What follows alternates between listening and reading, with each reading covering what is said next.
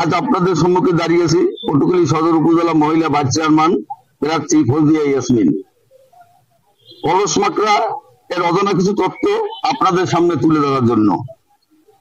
এই ফৌজিয়া ইয়াসমিন বিগত 2 বছর আর্থিক পুরুষের সঙ্গে আসক্ত হইয়া 2 ছেলেকে ভুল বুঝাইয়া আমাকে ইতিমধ্যে আমাকে লাঞ্ছিত করে বনানী রোডের বাসা থেকে বিতাড়িত করে দেয়।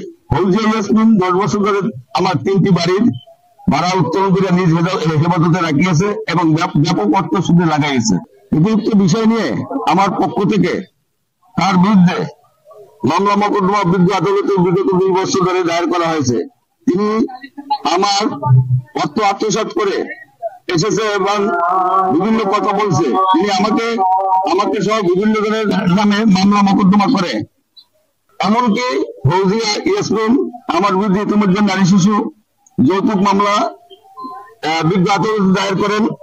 আমার বিরুদ্ধে তার বিজ্ঞ আদালত দায়ের করা মামলা খারিজ করে দেন।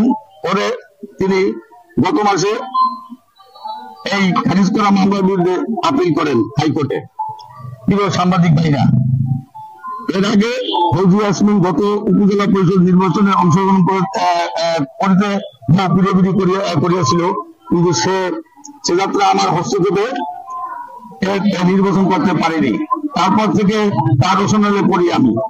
এরপর তিনি তার বাবা, ভাই এবং ছেলেরা নিয়ে আমাকে নানা সময় মানসিক শারীরিক নির্যাতন করতে থাকে। তারপরে এক পর্যায়ে আমি আমার জীবন রক্ষার্থে এক কাপড়ের বাসা থেকে বের হয়ে যাই। এত কিছু করে আমার আত্মসম্মান ও সন্তানের ভবিষ্যৎ কথা চিন্তা করে বারবার বাসায় ওঠার চেষ্টা করি, কিন্তু তারা আমাকে বাসায় উঠতে দিচ্ছে না। ইতিমধ্যে আমি লোকমুখে শুনি তিনি একজন পরপুরুষের আসক্ত হইয়া বিবাহ করিয়াছে। এমনকি আসন্ন 29শে মে অনুষ্ঠিত হতে যাচ্ছে পটুয়াখালী সদর উপজেলা পরিষদ নির্বাচনে উক্ত পরপুরুষের আসক্ত কতিপয় ব্যক্তির পরামর্শে মহিলা ভাইস চেয়ারম্যান পদে কলস মাকড়া নিয়ে প্রতিদ্বন্দ্বিতা করতেছে।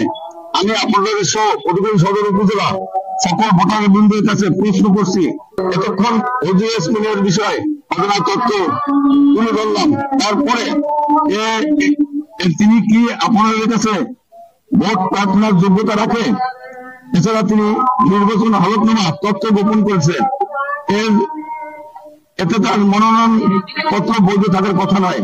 প্রিয় সাংবাদিক ভাইরা, আমি যে কথাগুলো আজ এখানে আপনাদের সামনে তুলে ধরলাম তা আপনারা উপলব্ধি করে আমাকে শশা মিডিয়ায় তুলে ধরবেন। পরিশেষে আমি বলতে চাই, এই দেশের নারী নির্যাতন প্রতিরোধ আইন আছে, কিন্তু পুরুষ প্রতিরোধের আইন নেই। আমি আপনাদের সামনে পটুয়াখালী সদর উপজেলার সকল ভোটার বন্ধুদের কাছে আকুল আবেদন করছি, আপনারা উপরে বন্ধুতে দেওয়া নারীকে ভোট থেকে বিরত থাকবেন। এরকম প্রার্থী ভোট দিলে তিনি নির্বাচিত হলে পুরুষ নির্যাতন ঘরে ঘরে বেড়ে যাবে। আপনাদের সবাইকে ধন্যবাদ জানিয়ে এতক্ষণ আমার কথা শোনার জন্য আল্লাহ হাফেজ।